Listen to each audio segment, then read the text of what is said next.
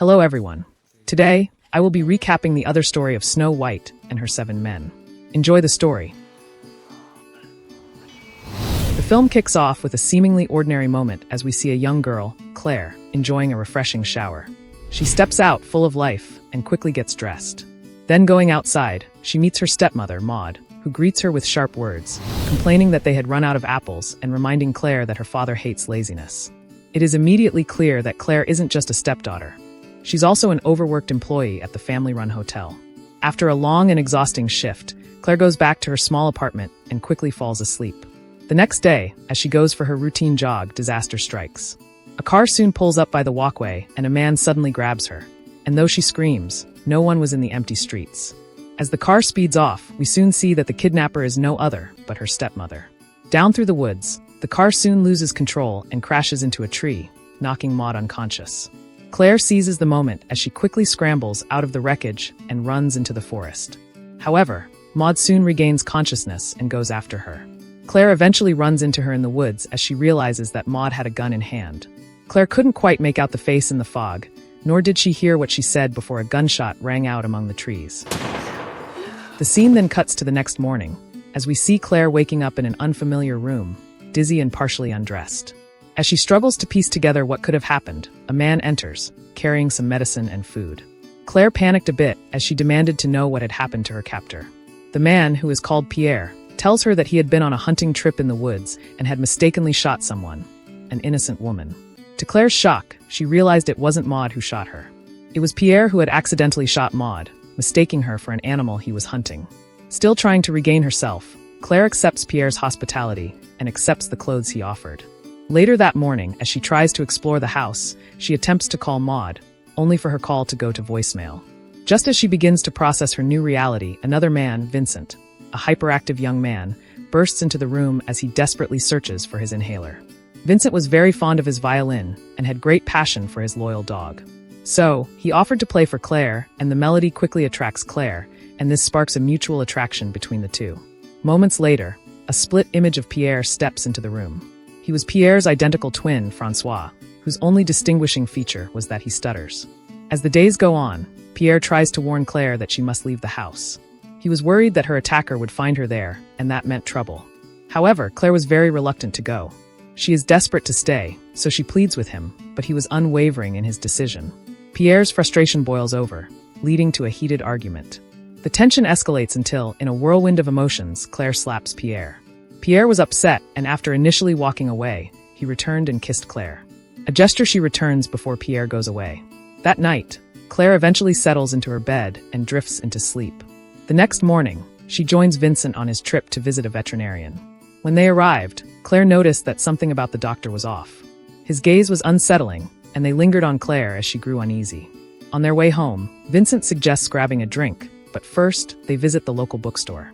There, the shop owner, Charles, was captivated by Claire, and he eagerly recommends a book for her. She is also introduced to Gilbo, the priest of the local church, who was also in the bookstore. After they left the bookstore, Claire and Vincent talked over coffee, and they opened up about their pasts.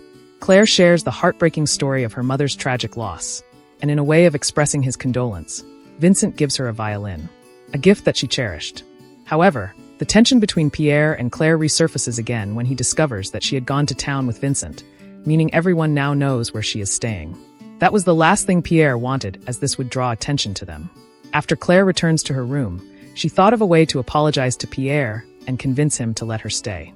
So, she stepped out and confronted him. However, their sheer lust for each soon took over, and they had an intimate moment outside, under the open skies. That night, in her room, Claire became restless, and while looking for something to distract her, she wandered round the house. In the living room, she sees Pierre, absorbed in a movie. Sensing an opportunity, she sits beside him and slowly rests her leg against his and walks her way to his groin, her gaze filled with unspoken intent. Soon, they both gave in again and shared another intimate moment. However, Claire is jolted back to reality when she discovers that it is actually Francois she had just been with and not Pierre. The weight of the situation lingers for a moment, but then, after Francois told her that he couldn't resist her, they both erupt in laughter, eventually dissolving the tension that had built up. The next morning, Claire goes for her routine morning jog along the mountains. Along the way, she meets Gilbo, the priest she had met at the bookstore. After they talked for a while, Gilbo offered her a ride back to town, and they soon ended up at the church. Gilbo asks her if she has anything to confess. Then, in a moment of vulnerability, Claire confessed that she's living with the two brothers and that she had been intimate with both. In the end, the priest told her that she can find forgiveness if she confesses and repents. Later on, Claire goes to a cafe in town where she had found a vacant sign and applied as a waitress. The movie then cuts to 7 days earlier. We see Maud watching a man helping Claire with her work, and soon, the same man, Bernard, who was Maud's secret lover, enters the room and kisses Maud. However, Maud expresses her desire for a break, telling him that since her husband's death, she hasn't been feeling the bond between them anymore. Although he initially expresses some regrets, he eventually agrees to her proposition. Shortly after, the man gets a call and leaves. But as he walks out, he sees Claire once more, and after longingly staring at her, he returns to the room to get his cell phone. He calls Claire and confesses his love for her, even though his call went to her voicemail. After he left, we see that Maud was eavesdropping on him, and her realization of what was happening fueled her desire to eliminate Claire. And she eventually goes in search of help from a woman downstreet. Back to the present, Claire sees Charles and his son Clement in the cafe where she works. Charles introduced the two to each other, and after serving them, Claire served Sam, the veterinary doctor who was also at the cafe. He eventually confesses to dreaming about her and invites her on a date to a club in town. Later that night, while Claire and Sam danced at the club, a stranger approaches Claire, dragging her away from Sam. However, Clement, who was also present at the club, defends her and knocks down her harasser. As they leave, Claire questions Sam's hesitation at defending her, and she eventually tells him that she thinks he is a fragile individual. She also said that she finds him attractive, and this made Sam stop the car midway, and the two made out inside the car. In the meantime, Maud finally arrives in town with a determination to find and make Claire disappear once and for all. She finds Claire at the cafe, serving her customers, but she decides not to engage and goes to the bookshop instead. There she finds Charles, and she requests a guidebook for the town. Charles, who compliments her beauty, also mentions that she's the second beautiful woman he'll be seeing in recent times at the store. Soon, Maud visits the priest at the church and confesses that she was in town to reconcile with her stepdaughter Claire. Gilbo tells her that he knows Claire and agrees to arrange for a meeting between the two. Meanwhile, Claire shares a lively conversation with Charles and Clement at the cafe before returning home to the brothers. They laughed and joked around that evening, eventually ending with Claire dancing to the loud music in front of the brothers, and the two end up taking her to their room. Much later that night, she picks up her violin and plays a beautiful tone as the brothers continue their sleep. The next morning, Claire is out jogging again when she encounters Clement. As they casually talked, he attempted to kiss her, but they both stumbled and hit the ground. Taking it as rejection, Clement quickly gets up and hurries away. Later, at the church, Maud finally meets with Claire. As they greet, Maud invites Claire to come back home with her. But Claire refuses, and she tells her that she has found a new life here in the small town. When she realizes she won't convince her easily, Maud offers her a ride back to her place. As they drive through the hills, Maud suddenly pulls over, claiming she has a flat tire. As Claire steps out and attempts to check the front tires, Maud contemplates her next move. Her mind races as she considers pushing Claire over the edge. But before she can act, a motorcycle appears around the corner. It was Gilbo. He greets them and offers to help. But Maud plays it off and eventually drives Claire back to town. Back at work, Claire crosses paths with Charles once more. But this time, there was a problem. He looks troubled, and when Claire pushes him, he finally confides in her. He said that his son, Clement, harbors deep resentment toward him, and that the reason was that Clement feels Charles is in a relationship with Claire.